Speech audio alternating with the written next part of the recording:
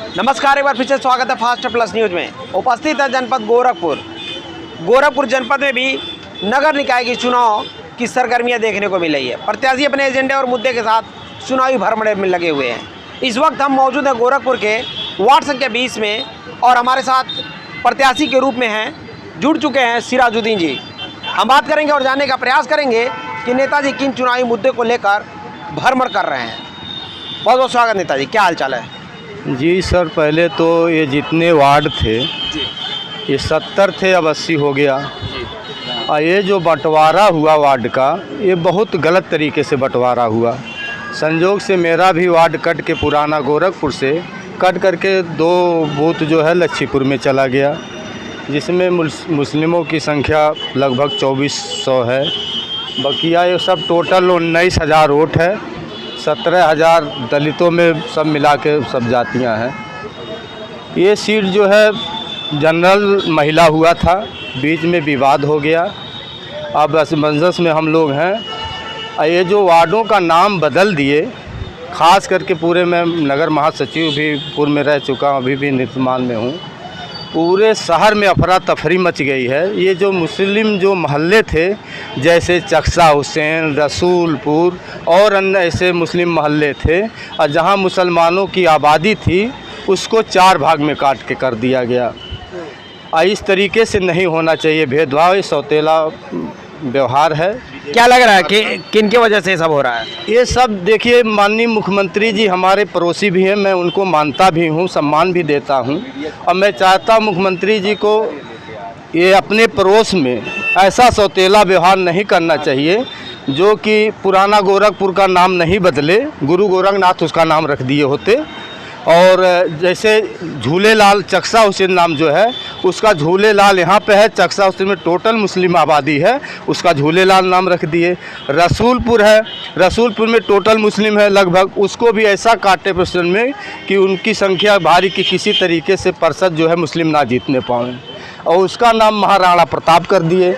तो इस तरीके से भेदभाव, मुख्यमंत्री होकर एक जिम्मेदार आदमी होकर के, और ये बहुजनों ने इनको वोट दिया, तब इस तरीके से ये मुख्यमंत्री बने हैं। मैं उनका सम्मान भी करता हूँ। क्या लग रहा है कि इसमें भारतीय जनता पार्टी का रोल है? क्या हाँ, नाम को बदलने में रोल है। अपने मनमाजी से जो है आरक्षण जो है अपने मनमाजी तरीके से किया जा रहा है।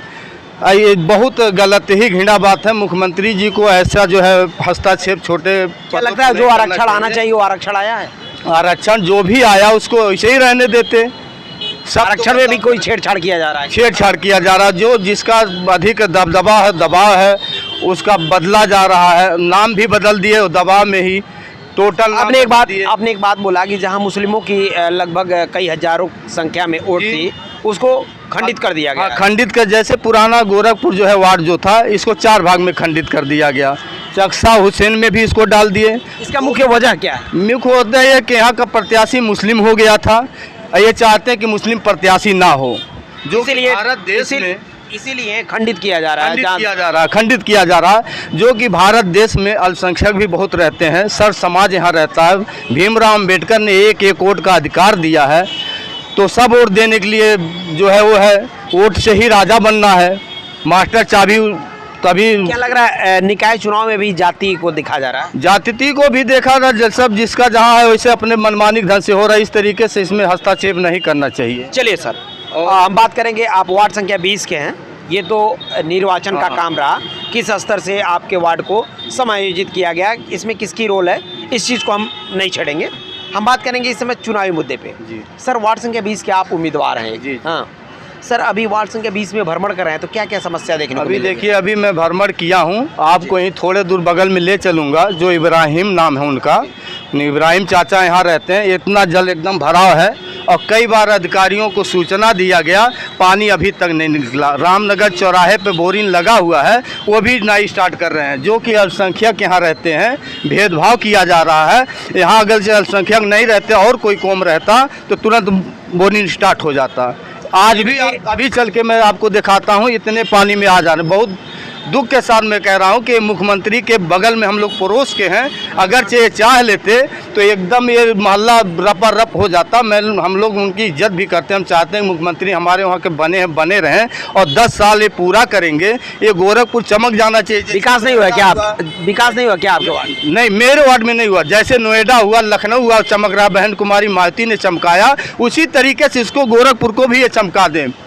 यानी कि मुस्लिमों के साथ भेदभाव हो रहा है एकदम विकास के नजरिए। हाँ, मैं नहीं चाहता कि मुख्यमंत्री हमारे पड़ोसी हैं, ये बात नहीं, लेकिन भेदभाव जो ये हो रहा है कि मोहल्ले का पानी, ये जब से रोड बना है मोहल्ले का पानी जाम में निकल नहीं रहा है। चलिए सर, हम आपसे बात करेंगे, प्रत्याशी हैं, क्या अगर आप यहाँ के पार्षद होते तो इन समस्याओं को दूर करेंगे?